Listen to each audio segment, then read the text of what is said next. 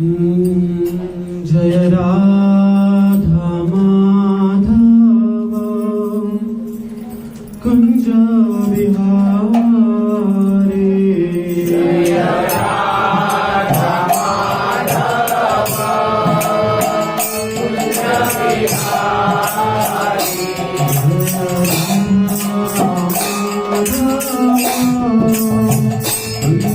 बिहारी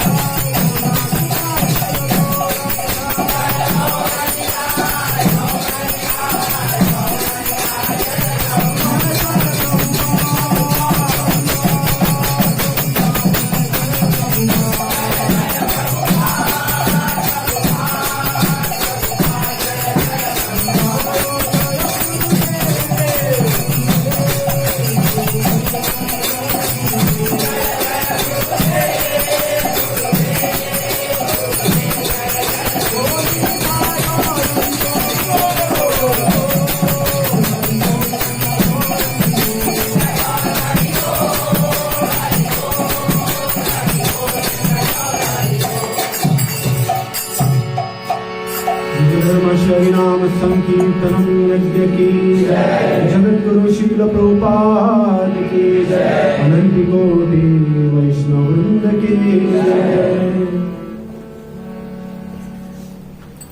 ओम अज्ञानतिमिरान्धस्य ज्ञानाञ्जनशलाकया चक्षुरुन्मिलितं येन तस्मै श्रीगुरवे नमः। श्रीचैतन्यमनोभीष्टं स्थापितं येन भूतले स्वयं रूप कदा मह्यं ददाति स्वपदान्तिकम्। वन्देऽहं श्रीगुरु श्रीयुतापदकमलं श्रीगुरु वैष्णवांश्च श्रीरूपं साग्रजातां सहगना रघुनाथान्वितां सजीवं साद्वैतं सावधूतं परिजनासहितं कृष्ण चैतन्य देवं श्रीराधा कृष्ण पादान् सहगना ललिता श्रीविशाखान्वितांश्च नमो विष्णुपादाय कृष्णपृष्ठाय भूतले श्रीमते भक्तिवेदांत स्वामिनिति नामिने नमस्ते सरस्वती देवी गौरवाणी प्रचारिणे निर्विशेष शून्यवादी पाश्चात्य देशतारिणे वंशाकल्पतरुभ्यश्च कृपा सिन्धुभ्येव च पतितानां पावनेभ्यो वैष्णवेभ्यो नमो नमः।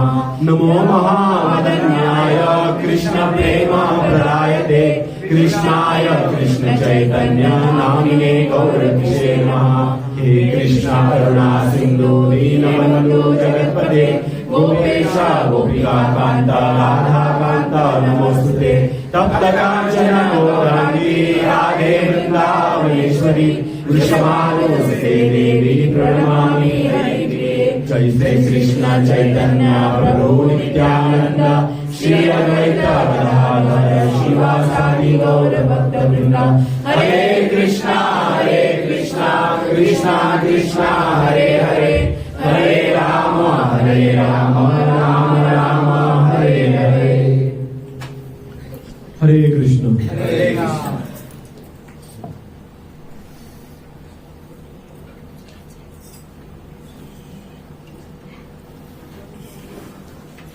हरे कृष्ण।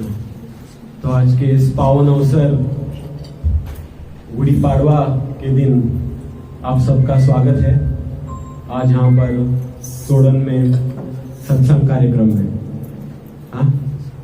तो बहुत अच्छा लग रहा है। बहुत सारे भक्त यहाँ पर एकत्रित हुए हैं। कल शाम हमने पंजिम में संकीर्तन किया था। बहुत सारे भक्त यहाँ से आए थे वहां पर पंजिम मार्केट में। सही है ना? बहुत सारे भक्त आए थे कि नहीं? यहाँ से कितने लोग आए थे? तो कम आए थे, तो अगली बार ज्यादा आ सकते हैं। ठीक है, तो बहुत बड़ा अच्छा कार्यक्रम रहा कल। बहुत सारे लोगों ने कीर्तन को सुना, तो ये भी बहुत बड़ी बात होती है। एक तो हम संकीर्तन करते हैं, दूसरा संकीर्तन सुनते हैं, तो सुनने से भी बहुत लाभ प्राप्त होता है। तो कल सारे भक्तों ने मिलकर बहुत ही अच्छा संकीर्तन का योजना किया था। पंजिम मार्केट में बहुत सारे लोगों ने सुना, उनको भी बहुत लाभ मिला, हमको भी बहुत लाभ मिला। तो ये हमारी भारतीय संस्कृति है, हाँ, जो संकीर्तन से चालू होती है। तो हमें हमारे पूर्वज बताते हैं कि कोई भी उत्सव हो तो उसमें सबसे ज्यादा हमें क्या करना चाहिए। आजकल के आप उत्सव देखेंगे, उत्सव में क्या होता है? केवल इंद्रिय तृप्ति होती है। उत्सव भी आज क्या हो चुके हैं? केवल एक इंद्रिय तृप्ति के एक साधन बन चुके हैं। क्या नाच गाना होता है, बॉलीवुड के सॉन्ग्स होते हैं, हाँ, अनाप शनाप खाना पीना होता है। लेकिन जो उत्सव होते हैं वो किस लिए होते हैं? हाँ, इसका वास्तविक रूप क्या है? किस प्रकार से हमें उत्सव को मनाना चाहिए या देखना चाहिए? ये हमारे संत, हमारे शास्त्र हमें बताते हैं। हाँ, तो उत्सव मनाने का केवल एक उद्देश्य होता है कि एक परिवार के, एक समाज के लोग एकत्रित आकर भगवान का संकीर्तन करें, भजन करें। तो ये एकमात्र लक्ष्य होता है हर एक उत्सव मनाने का। लेकिन आज जैसे जैसे हम मटेरियल एडवांसमेंट कर रहे हैं, तो हमारी भारतीय संस्कृति जो है धीरे धीरे नष्ट होती जा रही है। आजकल क्या होते हैं? डिस्को, पार्टीज, कसिनो, ये सब में लोग त्योहारों पर जाते हैं। तो इंद्रिय तृप्ति के मात्र केवल कुछ साधन बन चुके हैं। इसलिए कल भक्तों ने सही तरीके से। और आज गुड़ी पाड़वा की शुरुआत की है। आज सुबह भी हमारा एक रैली था, तो सारे जो हिंदू के समाज के लोग होते हैं वो महालक्ष्मी मंदिर में एकत्रित होते हैं और एक रैली निकालते हैं। तो हमारे बहुत सारे 30-35 कुछ भक्त आज वहां पर भाग लिए, तो वहां पर भी हमने अच्छा संकीर्तन किया। तो ये महाप्रभु के आंदोलन में केवल क्या है, हमें संकीर्तन करना है। एकमात्र रास्ता है हमारे उद्धार के लिए, वो क्या है, हरिनाम संकीर्तन, बस और कुछ नहीं है। तो आज गुड़ी पाड़वा के इस सुअवसर पे मैंने सोचा हमारे जो कुछ बेसिक्स हैं, भक्ति के जो बेसिक्स हैं, हमें उसको पुनः रिवाइज करना चाहिए। जैसे कि एग्जाम होता है उसके एक दिन पहले क्या करते हैं हम लोग, रिवीजन करते हैं ना, क्योंकि बहुत दिन पहले सुना था भूल जाते हैं। हमारी मति क्या है, क्षण भंगुर है, धीरे धीरे सब कुछ भूल जाते हैं। कल हमने क्या खाया, क्या पिया, क्या पहना, सब भूल गए। तो ये कौन सी बड़ी बात है, ये कहाँ पे याद रहने वाला है। हाँ, कलेर दोष निधर राजने, कलयुग तो दोषों का सागर है। इसीलिए व्यासदेव जी ने क्या किया, संपूर्ण शास्त्र को लिख दिया था ना, क्योंकि हमारी मति क्या है, हाँ बिल्कुल कुछ भी याद नहीं रहता। तो सब के सब गधे हैं, हम सब क्या है, गधे, सब कुछ भूल जाते हैं। कलयुग का वही एक सबसे बड़ा दोष है। तो हम जानेंगे गुड़ी पाड़वा के इस सुअवसर पे गुड़ी पाड़वा है क्या। तो गुड़ी पाड़वा ऐसा कहा जाता है कि शास्त्र के अनुसार कि वो दिन है जहां पर ये हमारे लिए एक न्यू ईयर है।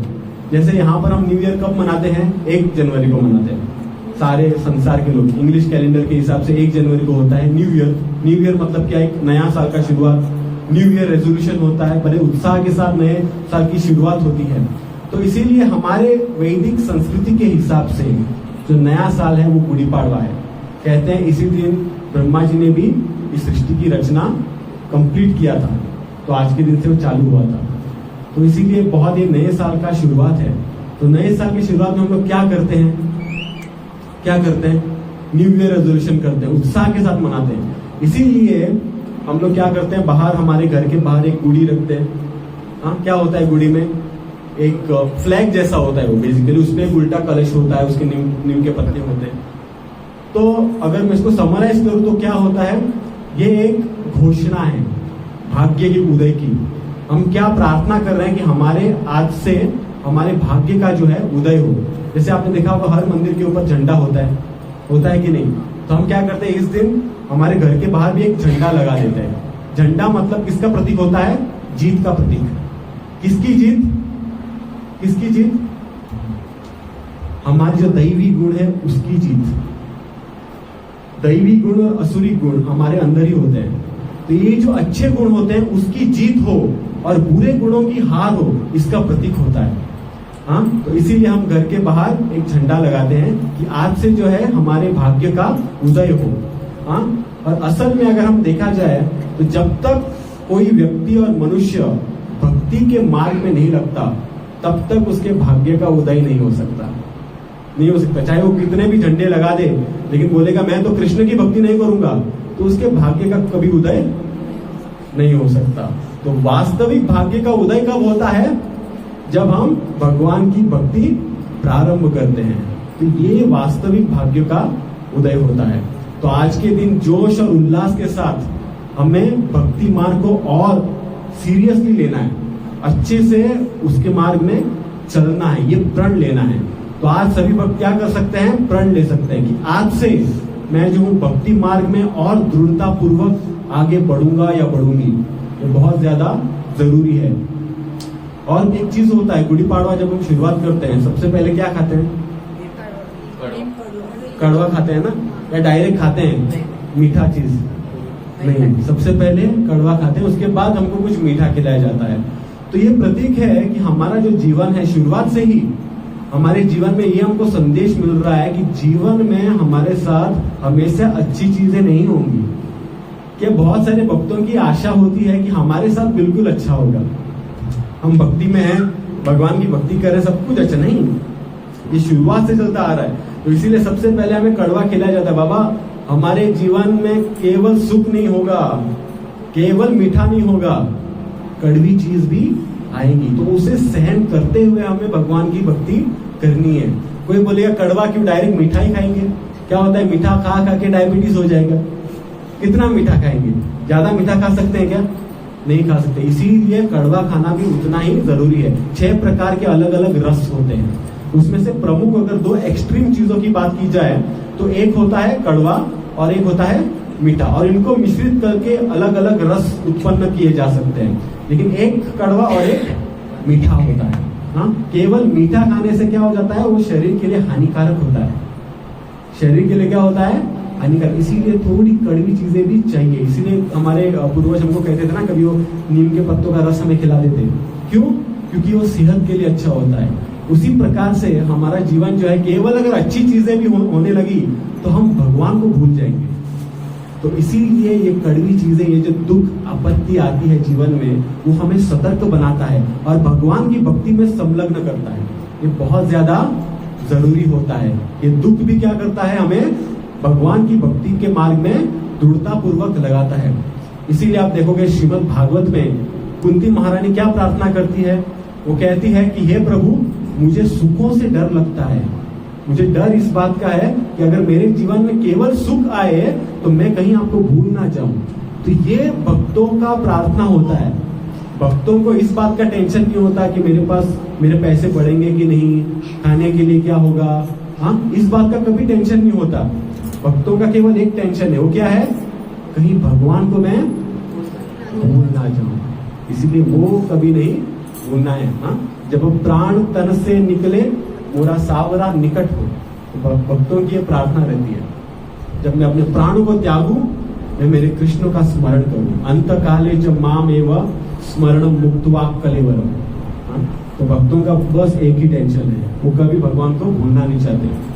और केवल अगर जीवन में सुख आए तो भगवान को भूलना बहुत आसान हो जाता है। इसीलिए सुख के साथ साथ दुख भी जीवन में जरूरी होते हैं। इसीलिए आप भागवत का कोई भी पन्ना खोल के देख लो, को किसी भी भक्त के बारे में आप चर्चा करो, उसके जीवन में सुख से ज्यादा हमेशा दुख होते हैं। इसलिए संसार को भी क्या कहा गया है, दुखालयम अशाश्वतम। ये संसार में सुख की अपेक्षा मत करना। हाँ, ये संसार में आपको दुख मिलेंगे। भक्त वो है जो इन दुखों को सहकर भगवान की भक्ति करके इस भवसागर से पार हो जाता है, वो भक्त है। हाँ, कभी कभी भक्त जो होता है, कभी हंसते हंसते भगवत धाम नहीं जाएगा। ऐसा कोई भी भक्त जो है हंसते हंसते भगवत धाम नहीं गया है। खून के आंसू रोए हैं या भगवान ने रुलाया है, तो तभी जाकर हमको भगवान की प्राप्ति होती है। रसखान जो एक महान संत रहे, वो कहते हैं, यूं ही नहीं मिलते नंदलाला, बड़े कष्ट उठाने पड़ते हैं। चौखट पर रखकर सर उनकी निज आंसू बहाने पड़ते हैं। रसखान को व्रज बुलाया था जब अपना सब कुछ लुटाया था। अपने दिलों के अरमान सारे मोहन पे चढ़ाने पड़ते हैं। यूं ही नहीं मिलते नंदलाला, बड़े कष्ट उठाने पड़ते हैं। तो रसखान जो एक महान संत, हालांकि मुस्लिम थे, लेकिन भगवान ने किसी इस प्रकार से योजना की कि उनको वृंदावन में आकर्षित कर लिया और बाद में जीवन पर्यंत वो केवल वृंदावन में रहे। और मुस्लिम होकर भी भगवान के बहुत बड़े भक्त बने और बहुत सारी कविताओं की उन्होंने रचना की, जो हम कभी कभी गाते हैं उनको। अपने गले में वो मोटी मोटी तुलसी माला पहनती थी, इतना मोटा मोटा। हमको यही थोड़ा तकलीफ होता है, कई बार भक्त कंप्लेन करते हैं, ये थोड़ा और छोटा मिलेगा क्या, ये थोड़ा बहुत बड़ा होता है। हाँ, इतनी मोटी मोटी तुलसी की माला गले में पहनते हैं। तो इस प्रकार से तो जीवन में केवल सुख नहीं मिलेगा, दुख भी मिलेंगे। तो ये हमको याद रखना, इसीलिए हम वो कड़वा चीज खाते हैं, ये याद दिलाने के लिए कि जीवन केवल मीठा नहीं है, बहुत सारे कष्ट भी आने वाले हैं। तो पहले से ही हमारी चेतना को हमको बनाना चाहिए इस प्रकार से। ठीक है, तो इस प्रकार से कई सारे हमको शिक्षाएं प्राप्त हो सकती है इस दिन। तो गुड़ी पाड़वा के दिन सब भक्त उल्लासमय होते हैं, उत्साह के साथ संकीर्तन करते हैं और क्या करते हैं, कमिटमेंट को हिंदी में क्या बोलते हैं, संकल्प लेते हैं। तो कौन सा संकल्प लेना चाहिए,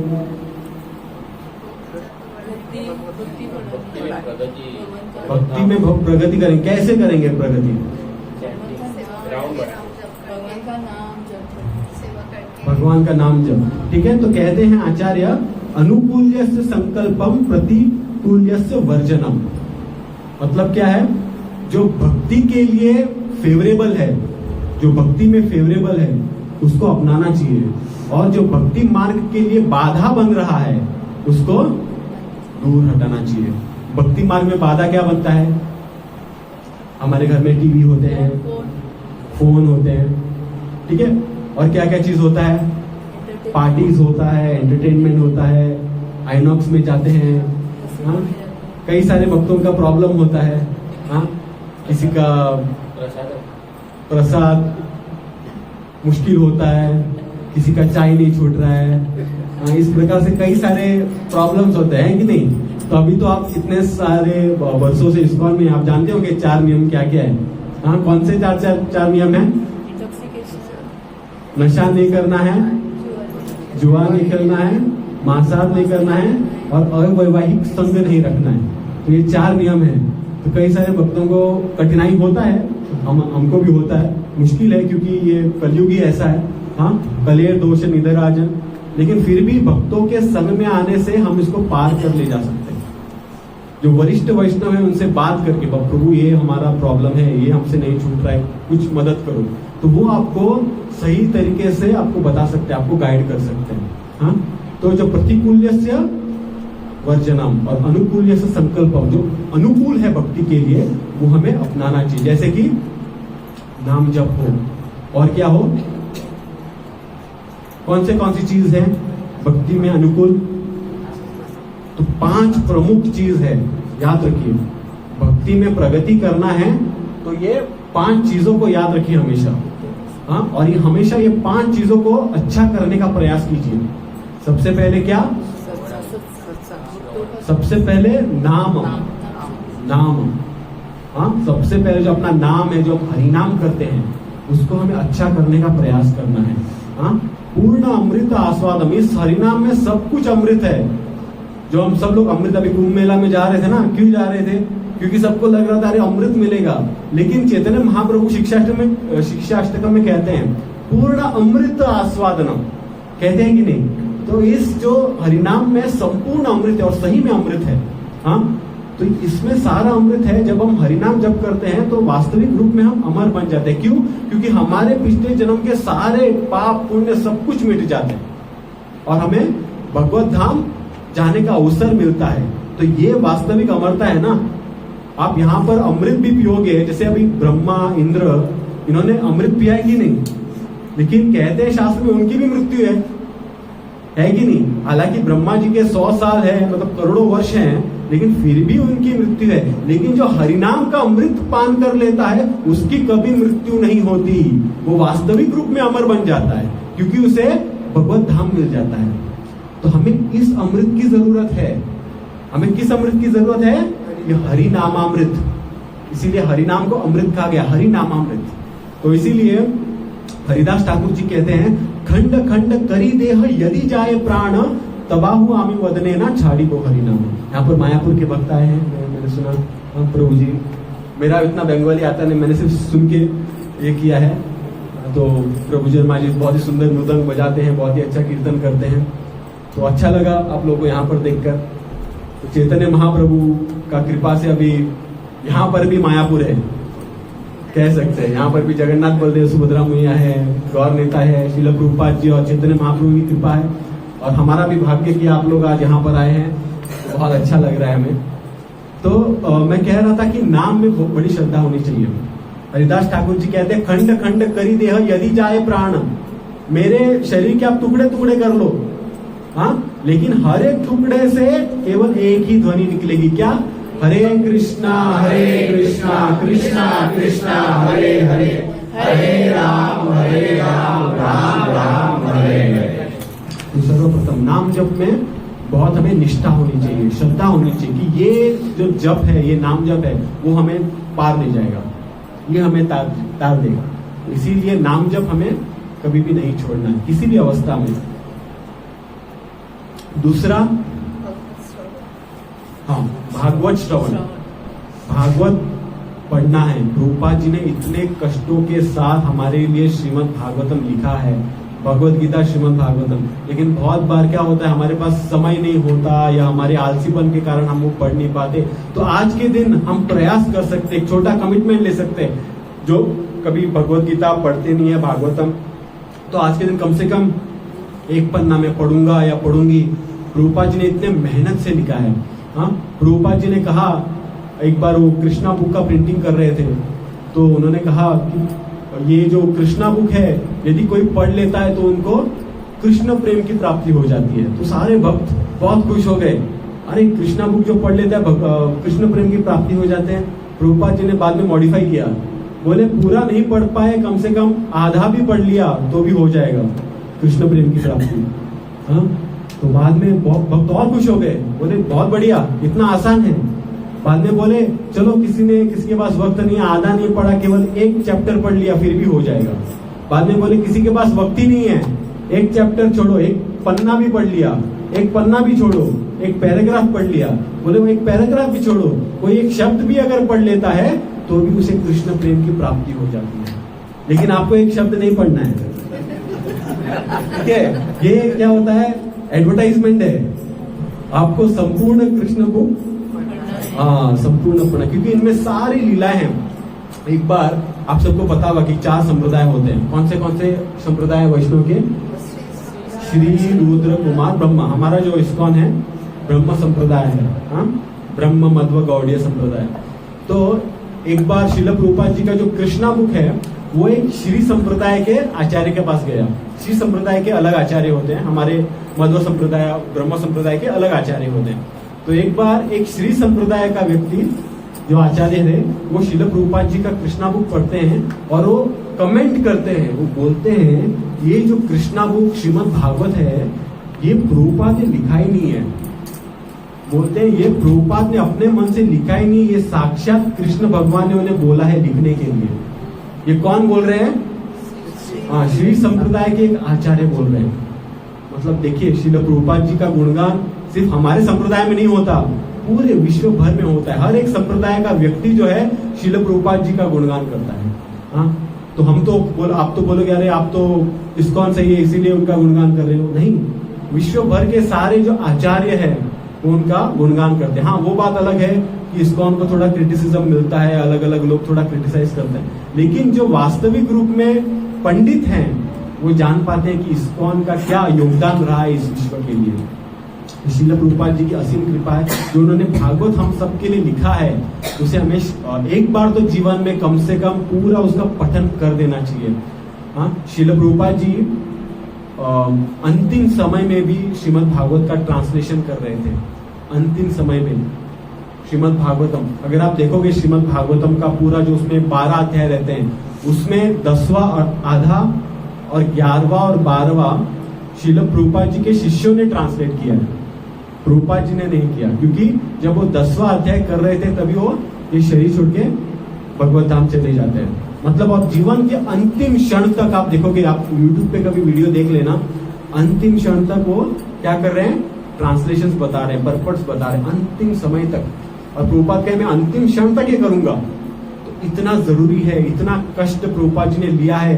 वो पाश्चात्य देश में गए, 2 हार्ट अटैक सहा उन्होंने, भगवत गीता भागवत लेकर गए उनको देने के लिए, पढ़ाने के लिए। तो इतना उन्होंने कष्ट लिया है इस भागवत का प्रचार करने के लिए। तो ये अभी हमारा उत्तरदायित्व है कि हम खुद पढ़ के दूसरों को इसका प्रचार करें। और ये सब किसको करना है? हम सबको करना है, ये सब हम सबको करना है। हालांकि कुरुक्षेत्र में आप देख सकते थे कि कृष्ण जो थे अर्जुन पांडव के पक्ष में थे। हालांकि पांडव को लड़ाई करने का क्या आवश्यकता था, वो बोल सकते थे ना अरे कृष्ण आप ही झगड़ लो, खत्म कर लो, पूरा बड़ी बात थी क्या, एक चुटकी बजा दे पूरा महाभारत खत्म होता। लेकिन कृष्ण बोले नहीं, मैं सब नहीं करूंगा। जब वो त्रेता युग में राम आए तो उन्होंने बोला हनुमान को आप करो। जब वो द्वापर युग में आए तो कृष्ण ने बोला अर्जुन को आप करो। इसलिए भगवान कुछ नहीं करते, वो पूरा जो उत्तरदायित्व है अपने भक्तों को सौंप देते, आप करो, पूरा जो क्रेडिट है भक्तों को देते। इसीलिए चैतन्य महाप्रभु ने इतना बड़ा संकीर्तन चालू किया है, नमो महावदन्याय कृष्ण प्रेम प्रदायते। चैतन्य महाप्रभु के लिए कोई बड़ी बात नहीं है सबको कृष्ण प्रेम देना, उनकी इच्छा से ही हो जाएगा। लेकिन ये सारा कार्य उन्होंने हम लोगों के लिए छोड़ा है, ताकि हम कुछ प्रयास करें, हम भी भक्ति में आगे बढ़ाएंगे और दूसरों पे हमारा जीव दया होगा। तो इसीलिए ये हमारा उत्तरदायित्व है कि हम अभी इस प्रचार कार्य को आगे बढ़ाएंगे। ठीक है, तो भागवत श्रवण हमें करना है। तीसरा वैष्णव सेवा, माता जी ने सही कहा, वैष्णव सेवा। तो वैष्णव की सेवा में हमें रुचि उत्पन्न करनी है। तो वैसे तो भागवत में अनेकों प्रसन्न हैं। हाँ, कृष्ण भगवान गीता में क्या बोलते हैं, जो मेरे भक्त हैं वो मेरे भक्त नहीं, लेकिन जो मेरे भक्तों के भक्त हैं वो मेरे भक्त हैं। इसीलिए हम घोषणा करते हैं ना, जय प्रभुपाद। क्यों? क्योंकि जब हम जय प्रभुपाद बोलते हैं, भक्तों का गुणगान कर रहे हैं, तो भगवान बड़े प्रसन्न हो जाते हैं। इसीलिए भक्तों का गुणगान हमें करना चाहिए, उनकी सेवा करनी चाहिए। वैष्णव सेवा या गुरु सेवा, गुरु जो भी आज्ञा देते हैं उसे ठीक तरह से हमें पालन करना चाहिए। चौथा क्या है? आप सब लोग करते होंगे घर में, तुलसी महारानी की सेवा। तुलसी महारानी की सेवा करनी चाहिए। हाँ, क्योंकि अगर हमें कोई भगवान के निकट लेकर जा सकता है तो वो केवल तुलसी महारानी है। इसीलिए आप हमारे इस्कॉन में देखोगे, मंगल आरती हो एक ही बार होती है, हाँ, लेकिन तुलसी आरती 2 बार होती है कि नहीं? सुबह और शाम होती है। तो इसीलिए तुलसी आरती का बहुत महत्व है। इसलिए श्रील प्रभुपाद जी ने उसने 2 बार किया, सुबह और शाम को। कम से कम घर पे हो तो तुलसी को कम से कम जल अर्पण करना चाहिए। हाँ, भगवान क्या बोलते हैं? तुलसी दल मात्रेण, हाँ, जलस्य चुलुकेन वा, तुलसी दल मात्रेण जलस्य चुलुकेन वा विक्रीणीतम स्व आत्मानम भक्तेभ्यो भक्त वत्सल। मतलब क्या? कोई चुल्लू भर पानी लेकर उसमें तुलसी का पत्ता यदि अर्पण मुझे कर देता है, हाँ, तो विक्रीणीतम स्व आत्मानम, मैं अपने आप को बेच देता हूं। हाँ, उस भक्त के प्रति मैं अपने आप को बेच देता हूं। तो अगर आपको भगवान को खरीदना है, उनका मोल पता करना है, तो केवल उनको एक तुलसी का पत्ता अर्पण करने से भगवान बोलते हैं मैं अपने आप को बेच देता हूं। तो यही उनका क्या है, यही उनका मोल है। तो अगर भगवान को प्रसन्न करना है तो तुलसी का पत्ता उनके चरणों में अर्पण करना है। इसीलिए जब भी भोग लगता है हम तुलसी का पत्ता अर्पण करके ही, बिना तुलसी के पत्ते वो कोई भी भोग स्वीकार करते ही नहीं। तो इसलिए तुलसी का पत्ता, इसलिए भगवान क्या कहते हैं भगवत गीता में, पत्रम पुष्पम फलम तोयम यो में भक्त्या प्रयच्छति। क्या कह रहे हैं? पत्रम पुष्पम फलम तोयम। सबसे पहले उन्हें तुलसी का पत्ता कह सकते थे, फलम पुष्पम पहले नहीं बोला, पत्रम, क्योंकि तुरंत उन्हें स्मरण हुआ तुलसी का। हाँ, तो तुलसी देवी जो है, तुलसी महारानी, उनकी पूजा, उनकी आरती, उनकी आराधना हमें करनी चाहिए और उनसे प्रार्थना करना चाहिए। इसीलिए तुलसी महारानी का जो मोल है, उनकी महानता केवल इस बात से लगाया जा सकता है कि भगवान के धाम का नाम श्याम वन हो सकता था, राधा वन भी हो सकता था, लेकिन उन्होंने अपने धाम का नाम रखा वृंदावन। वृंदा कौन है? तुलसी महारानी। तो मतलब वृंदावन कौन सी चीज है? वो तुलसी महारानी का क्षेत्र है। तो इसीलिए अगर हमें भगवान की सेवा चाहिए तो वो कैसे हमें प्राप्त होगी? तुलसी महारानी की सेवा करने से। इसीलिए तुलसी महारानी का बड़ा मोल है। आप वो जानते होंगे, एक छोटा सा बच्चा, हाँ, एक छोटा सा बच्चा जो है, एक बार क्या हो जाता है, गरीब था, माता पिता नहीं थे, हाँ, तो उसको राम जी के प्रति बहुत आसक्ति थी। हम राम जी को बहुत पूछते थे। एक बार सो रहा था एक वृक्ष के नीचे, बहुत ठंडी लग रही थी और बाजू में एक राम का मंदिर था। राम के विग्रह स्वयं चल के इस बच्चे के छाती को लपेट कर सो गए। तो अगले दिन सुबह उठकर देखा तो मंदिर में विग्रह नहीं थे। बोले विग्रह कहाँ गए? सब लोग ढूंढने लगे। पंडितों ने देखा कि ये विग्रह इस बच्चे की छाती को लपेट कर सो रहा है। लोगों को लगा कि इसने चुराया होगा।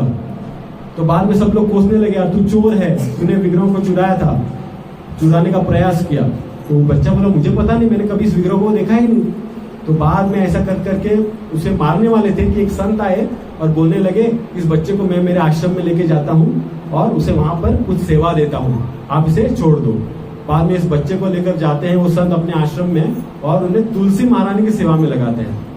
5 साल तक ये बच्चा ऐसी सेवा करता है तुलसी महारानी की, इस प्रकार से सेवा करता है कि भविष्य में इस बच्चे का नाम होता है तुलसीदास गोस्वामी, जो कि रामचरित्र मानस का लेखक है, उन्होंने रचना की थी। तो ये तुलसी महारानी की महानता है।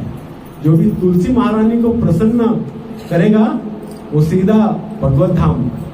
हाँ, इसीलिए भक्त क्या करते हैं? गले में तुलसी की माला। जब कोई भक्त गले में तुलसी माला पहनता है तो तुलसी महारानी ये सोचती है अभी इसको भगवत धाम ले जाने का उत्तरदायित्व तो इस भक्त का नहीं, वो मेरा हो जाता है। तुलसी महारानी बोलती है इस भक्त को भगवत धाम अभी मैं लेकर जाऊंगी, ये मेरा उत्तरदायित्व है। अगर कोई भक्त अपने गले में तुलसी माला को धारण कर लेता है, तब ये तुलसी महारानी बोल रही है कि अभी ये भक्त मेरा है, मेरा काम है अभी इसको भगवत धाम लेकर जाना। लेकिन कोई भी पहन सकता है क्या? नहीं। तो उसके कुछ नियम है। कौन कौन से नियम है आपको बताए ना? हाँ, नशा नहीं करना है, चाय कॉफी कुछ नहीं। उसके बाद जुआ नहीं खेलना है, बिग डैडी कसिनो प्राइड देख के भी देखना भी नहीं है, गुजरना है। हाँ, तो बैटिंग नहीं। आजकल तो बहुत सारे गेम्स भी आते हैं ना मोबाइल पे। हाँ, जब बोलते हो जंगली रमी, हाँ इस प्रकार से वो भी नहीं करना है। हाँ, मांसाहार नहीं करना है, बिल्कुल नहीं करना है। प्याज लहसुन भी नहीं खाना है और अवैवाहिक संग नहीं करना है। तभी जाके हम ये कंठी को धारण कर सकते हैं, तो तभी जाकर हम भगवत धाम में प्रवेश कर सकते हैं। ठीक है, तो तुलसी महारानी की सेवा। और पांचवा क्या रह गया है?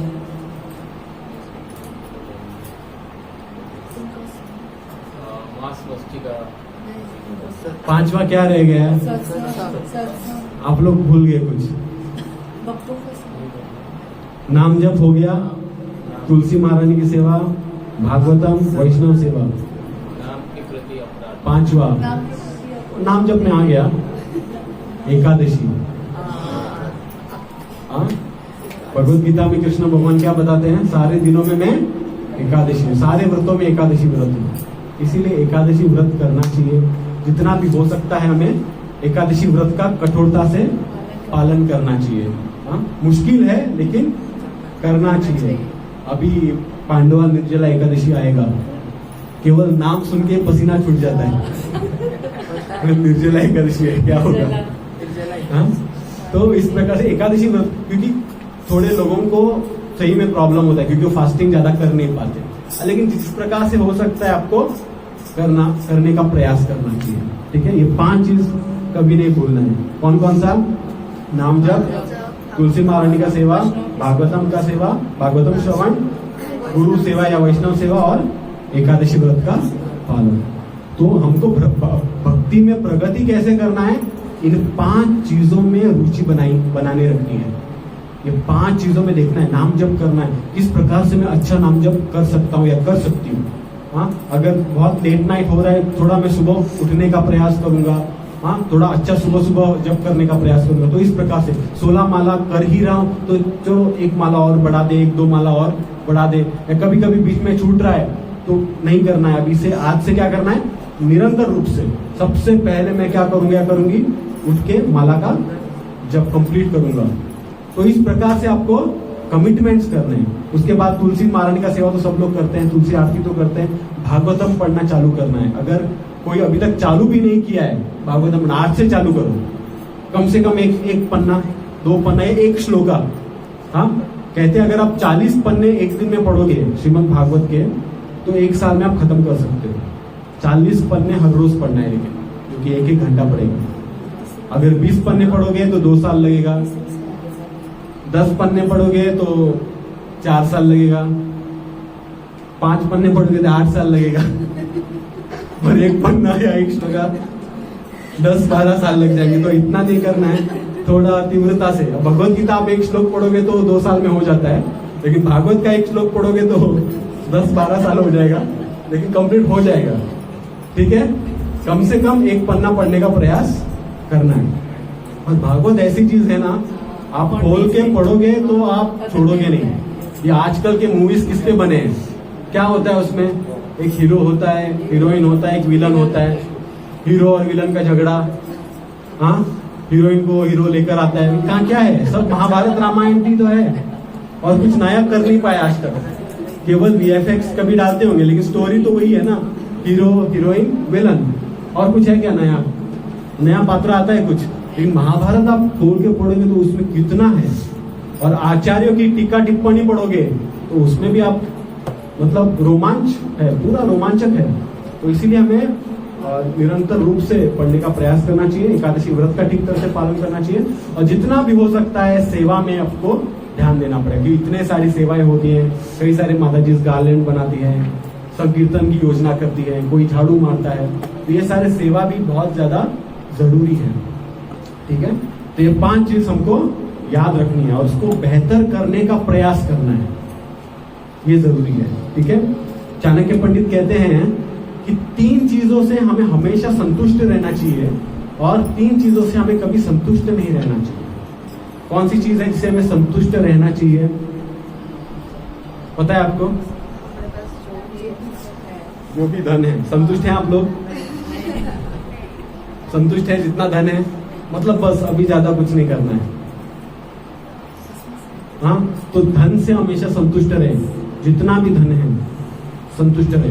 हाँ, तो आपको पता होगा कि जब वामन लीला होती है, वामन अवतार आते हैं, तो जब वो 3 पग भूमि मांगते हैं बलि महाराज से, बलि महाराज हंसते हैं, बोलते हैं इतने छोटा सा ब्राह्मण, इतना सुंदर ब्राह्मण केवल 3 पग भूमि मांग रहा है, तो मांगना है तो एक देश मांग, एक ग्रह को मांग। बोले 3 पग भूमि क्या है?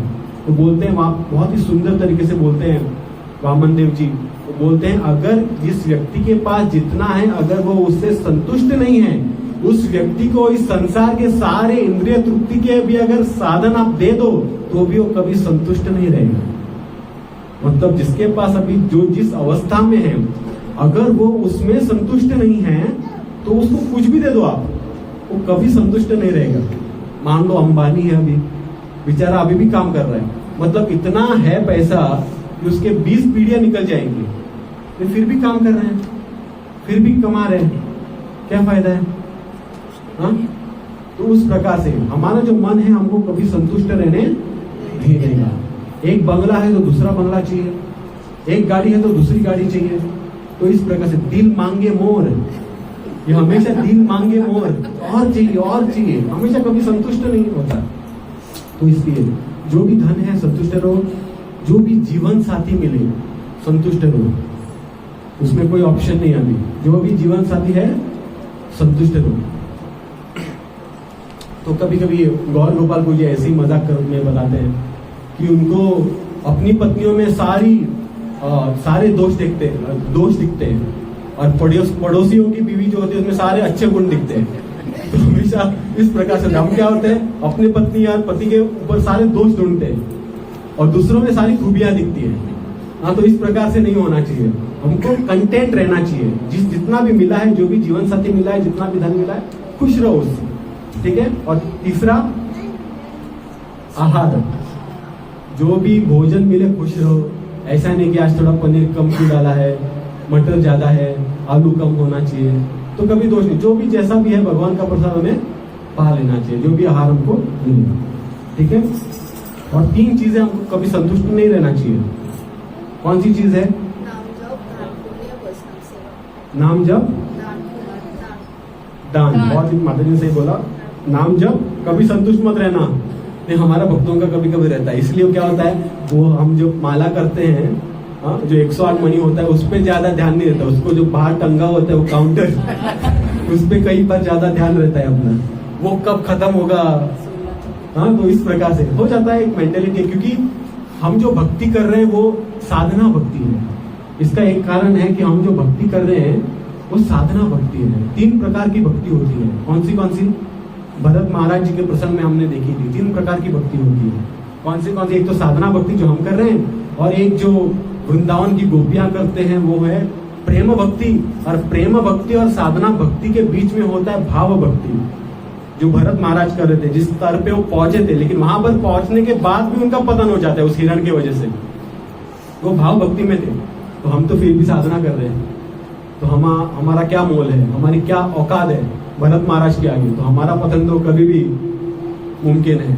हाँ, अगले क्षण हमारा पतन हो जाएगा, इस रूम के बाहर जाते ही पतन हो जाएगा। हाँ, तो ये हमारा स्तर है। तो इसीलिए हमको क्या करना चाहिए, जब मैं संतुष्ट नहीं, इसलिए संत बताते हैं कि जब बढ़ाने का प्रयास करो। कृष्णानंद प्रभु जब भी आते हैं वो बताते हैं कि 1 माला बढ़ाओ, 2 माला बढ़ाओ, 16 माला कर रहे हो 18 माला करो। हाँ, मतलब ऐसा होना चाहिए कि हमारे एक ऐसे थोड़े भक्त हैं जिनके माला में काउंटर होता ही नहीं है, हम ऐसा नहीं कर सकते। हाँ, हमको गिनती करना पड़ता है, क्योंकि हमारी भक्ति जो स्वाभाविक नहीं है। जब वो स्तर आएगा तो काउंटर भी हमको जरूरत नहीं पड़ेगा, गिनना नहीं पड़ेगा। अभी गिनना पड़ता है कि कम से कम 16 माला दिन में करना है, हाँ, क्योंकि हम साधना भक्ति कर रहे हैं। तो इसीलिए नाम जप में कभी संतुष्ट नहीं रहना, हाँ, दान में कभी संतुष्ट मत रहना। ऐसा नहीं कि मैंने इस बार जन्माष्टमी को दिया है काफी है, दान में कभी संतुष्ट मत रहना। तो जितना ज्यादा हो सके हमें दान करना है, हाँ, क्योंकि जो भी कमा रहे हैं कहाँ लेकर जाने वाले हैं, हाँ, चाहे लाख कमा लो हीरे या मोती, लेकिन कफन में जेब नहीं होती, तो कहाँ पर लेके जाओगे ये सारा, हाँ? कफन में जेब होती है क्या? नहीं होती ना, जेब नहीं है, तो सब कुछ यहीं पर छोड़ के जाना है। तो जितना भी है भगवान की सेवा में लगाना चाहिए। और तीसरा है पठन, कभी भी संतुष्ट मत रहना। एक बार भगवत गीता पढ़ लिया बस हो गया, जीवन सफल हो गया, नहीं, बार बार पढ़ना है, बार बार पढ़ना है। भागवतम एक बार खत्म हो गया वापस पढ़ो, क्योंकि हर बार आप पढ़ोगे आपको एक नई उत्तेजना मिलेगी, नया उत्साह मिलेगा। इसलिए 3 चीजों में कभी संतुष्ट नहीं रहना है। लेकिन हमारा उल्टा होता है, हम जब हमारा रीडिंग और दान से हम संतुष्ट रह जाते हैं, बस काफी हो गया ना। और हम जो जिसमें संतुष्ट नहीं रहना चाहिए उसमें संतुष्ट हैं, और जिसमें संतुष्ट रहना चाहिए उसमें संतुष्ट नहीं है। धन में हम संतुष्ट नहीं है, सैलरी चाहिए और बढ़ाना चाहिए, और पैसा चाहिए, और अकाउंट चाहिए, फिक्स डिपॉजिट में ज्यादा पैसा होना चाहिए, ज्यादा घर चाहिए, ज्यादा बंगला चाहिए, ज्यादा जगह चाहिए। इसीलिए संत कहते हैं कि जीवन के 3 पहलू हैं। तो इससे मैं समाप्त करूंगा। जीवन के जो है 3 पहलू हैं। जैसे आप यहाँ पर बैठे रूम में, तो इसका क्या होता है, एक लेंथ होती है, एक ब्रेथ होती है, सही है कि नहीं? एक चौड़ाई होती है, एक लंबाई होती है। तो ये क्या है, ये हमारा वक्त और जगह है। थोड़ा टेक्निकल विषय सोचिए, हमको क्या चाहिए जीवन में? केवल वक्त चाहिए और जगह चाहिए। आप हिरण्यकशिपु और रावण को देख लो। हिरण्यकशिपु क्यों तपस्या कर रहा था? क्यों? अमर बनना था, वक्त चाहिए था, सबको अमर बनना है कि नहीं? सबको ज्यादा वक्त चाहिए। और रावण क्यों? उसको साम्राज्य चाहिए, ज्यादा जगह चाहिए, अपना राज्य चाहिए। तो इस मनुष्य जो है इस संसार में केवल वक्त के पीछे है और जगह के पीछे है। लेकिन बहुत कम लोग ये जानते हैं केवल लंबाई और चौड़ाई नहीं होती, तीसरा पहलू भी होता है। वो क्या होती है? गहराई। हाइट भी होता है ना, तो गहराई भी बहुत ज्यादा जरूरी होती है, जो इस भौतिक संसार के लोग भूल जाते हैं। और वो गहराई क्या है? वो गहराई है हमारी भक्ति, या आप कह सकते हैं quality of life. It depends on और स्पिरिचुअल प्रोग्रेस। तो भक्त जो होते हैं इस गहराई को करने का प्रयास करते हैं। बिल्डिंग का जब फाउंडेशन ही मजबूत नहीं होगा तो ऊपर कितनी भी इमारत क्यों ना बना दी जाए वो गिर जाएगी। इसीलिए फाउंडेशन को हमको स्ट्रॉन्ग करना है। हमारे जीवन का जो क्वालिटी है, हाँ, उसे अच्छा बनाने का प्रयास करना। और वो हम कैसे कर सकते हैं? हाँ, जो 5 चीजें मैंने बताई है उसी से कर सकते हैं। ठीक है? तो आज की इस गुड़ी पाड़वा के अवसर पे मैं आप सबको बधाई देता हूँ। आप सब लोग यहाँ पर आते हैं, श्रद्धा पूर्वक श्रवण करते हैं, भक्ति कर रहे हैं, सेवा कर रहे हैं। इसी प्रकार से और उत्साह के साथ ये आने वाला जो साल है उसमें भी आप करते रहिए। ठीक है? हरे कृष्ण। किसी का कुछ प्रश्न, टीका या टिप्पणी है?